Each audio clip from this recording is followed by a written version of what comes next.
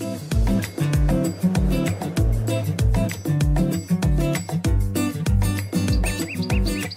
ljudi, dobrodošli u moj novi video. Ja sam Marija Karma, a danas sa vama delim recept za italijansku pogaču, focacciu ili focacciu, ne znam kako se već kaže, odnosno koji je akcenat u pitanju, ali pogača je toliko dobra da ne mogu da vam opišem. Rupičasta, preukusna, ima gomilu začina, masline, paradajz, ma vrh. Ako želite da saznate kako da spremite ovu super focacciu, ostanite sa nama i pogledajte video do kraja. Za testo nam je potrebno 700 g mekog brašna, ja ću danas koristiti tip 400, ali u suštini možete staviti bilo koje brašno, nije neophodno da bude meko. Onda 100 g pšeničnog integralnog brašna, ovo također možete birati po vašem izboru. A možete staviti da sve bude belo brašno, znači vi to iskombinujte kako volite, samo nemojte da bude više integralnog nego belog brašna. 2,5 kašičice soli. Zatim jedan sveži kvasac i 2 kašičice šećera. Što se tiče svežeg kvasca, vidite kako je on malo čudan. Ja sam ga izvadila iz zamrzivača zato što sveži kvasac kupim onako na veliko, onda ga iseckam na kockice, zamrznem i po potrebi ga ovako odledim, a kvasac bude fantastičan. Ponaša se totalno isto kao da je sada kupljen svež, a ukoliko nemate sveži kvasac možete staviti i suvi. Treba će nam i negdje oko 500 ml mlake vode. E sada, za samu pogaču kao dekoraciju odozgo koristit ćemo cherry paradajz, malo svežih maslina, malo belog luka. Od začina nam treba bosiljak, origano i ruzmarin. Vi ovo sve možete kombinovati po vašem izboru kako volite i koristit ću maslinovo ulje. Ne sekirajte se, ne treba vam ovolika količina čerija i maslina, bukvalno vam treba po 5-6 komada da se onako nabaca preko pogače, tako da manja količina će vam biti potrebna. Prvo u kvasac sa šećerom dodajem mlaku vodu i ostavit ću sada ovo da nadođe. Evo ga, kvasac je nadošao, idemo dalje. Uzela sam ovdje drugu plastičnu činiju praznu u koju ću umesiti testo. Sipam sad ovaj kvasac unutra. Sjedinit ću prvo ova brašna sa malo soli i sada dodajem brašno. Znači dodat ću ovako malo brašna da ovo napravimo u jedno onako vodenasto testo. Vidjet ćete sad. Još malo. Joj bože. Večito napravim svinjac. Još mi pitaju kao šta će ti mašina za pranje sudova? Šta će mi? Znači treba mi ono mašina koja čisti sto dok ja pravim haos. Bukvalno. Pošto sam previše dodala brašna, dodat ću sada još malo vode. Stavljam ovdje još vrlo malo vode. Tako. Šta se dešava? Jako je važno da ovako dobro izlupate testo, da se pojave ovi mehurići. Ako vam se umori jedna ruka, pređite na drugu. Tako. To je to za sada.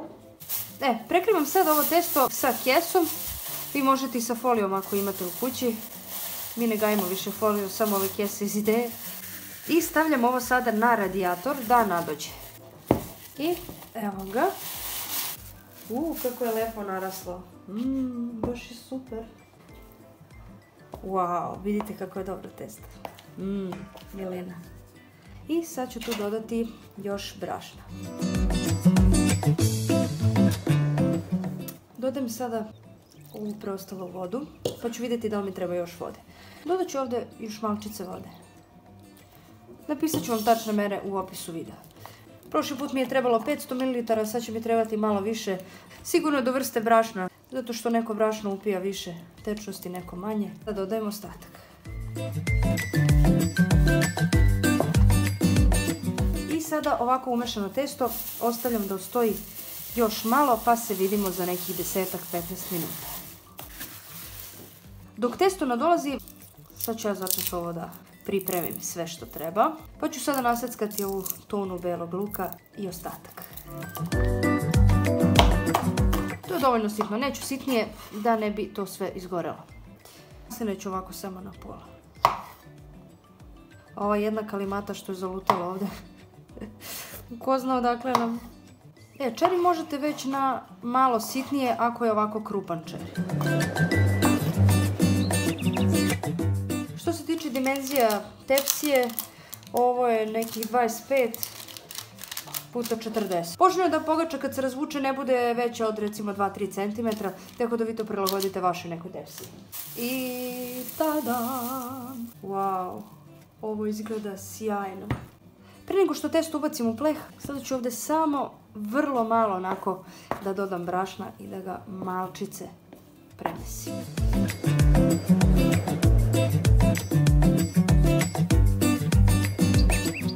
Vidite kako je testo lepo i mekano.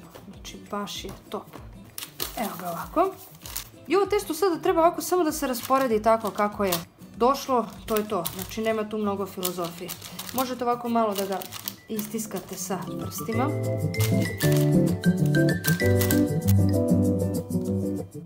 Sada ću samo ovako da pospem sve ovo što sam nasackala. Tako. Možda eventualno malo da rasporedim to. Ali ova jedna mučena kalimata što je došla ovdje, ne znam šta je snašla. I sada idu začini. Samo da ih malo promešam. Tako. I za sam kraj prelivam maslinovo ulje. Jao, kako će ovo biti pogača! Ostavljam pogaču da odstoji bukvalno 7-8 minuta dok se rerna ne zagreje, pa stavljam u vruću rernu da se peče. I stavljamo je da se peče. Peče se na nekih 180 do 200 stepeni, recimo 20 minuta, nemam pojma. Dok ne porumeni, vidjet ćete u ostalom kad je pečena. Znači nemam ja tu nikakvu tačnu meru koliko vremenski treba da se peče. Jao, ljudi moji, znači vi ne možete da verujete koliko cela kuća miriše. Ovo je fantastično! Šta smrdi bre, nemoj da te bijem. Šalim se srce, dođi da te ljubim, ajde da jedemo. Iako je vrela, ja moram da isečem da vi vidite kako je ovo ispalo. Wow, koliko je vrelo! Ja! Ljudi moji, pogledajte. Ja sam morala da čapnem ovdje, znači toliko sam bila gladna. Pogledajte kako dobro izgleda. Znači, baš je dobra, preukusna. Ma nemam reći, ovo je top. Wow. Mi ćemo večeras kombinovati italijansku kuhinju sa malo meksičke. Ovdje smo spremili guacamole namaz. Ako želite i vi da ga napravite, ostavit ću vam link ovdje gore, pa probajte obavezno ako do sada niste imali prilike da probate namaz od avokada. Znači, fantastičan je, ali iskreno da vam kažem, ova pogača mi postaje tako jedan veliki favorit da ne mogu da vam opišem. Nadam se da ste uživali u ovom videu, kao i u svakom prethodnom koji gledate. Hvala što pišete lepe komentare i hvala što spremate recepte po mom receptu. To bi bilo to za danas. Javljajte mi naravno utiske kada budete spremali ovu pogaču, a mi se vidimo za par dana u nekom novom videu. Ćao!